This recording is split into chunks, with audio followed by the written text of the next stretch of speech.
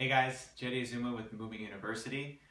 This one's for all the travelers out there, for all you guys who have some stiffness in your upper back, that techie neck, rounded shoulder position, and you're on the road and you don't have any of your usual tools and resources to help open up your spine.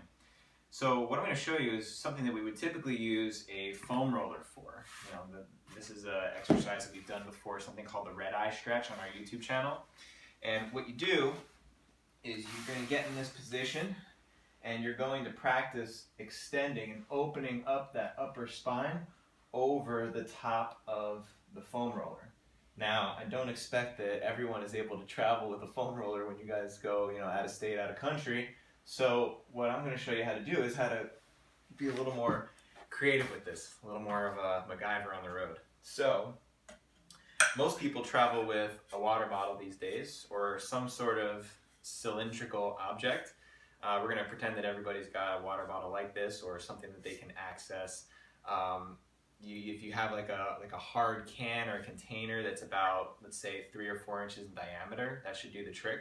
And you might just want to wrap it in a towel so it's a little softer.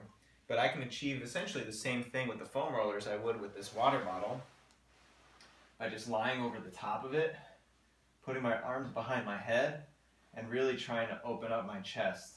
I'm working on that area between the shoulder blades and a little bit above that level there, because that's where most of us are going to see the spine rounding and flexing excessively.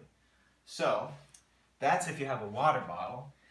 If you don't have one of these handy, then at least where you're going, hopefully they have couches or chairs, and you can come over to the edge of the couch, depending on how it's designed or what it looks like.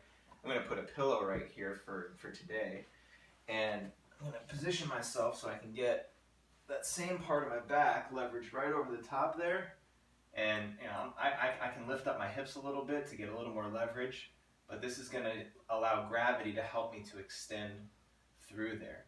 And then I can just kind of work myself up and down, back and forth, keeping my abdominals engaged so that I'm not just extending below at that lower back, and really just giving myself a good stretch here. I like to have the hands behind the head so that the head is supported and so that my neck's not just hanging out to dry, and shoulders, as always, back and down in that pocket position. So this one's to help you guys that are on the road, especially after you've been traveling and you've been cooped up in some really uncomfortable positions.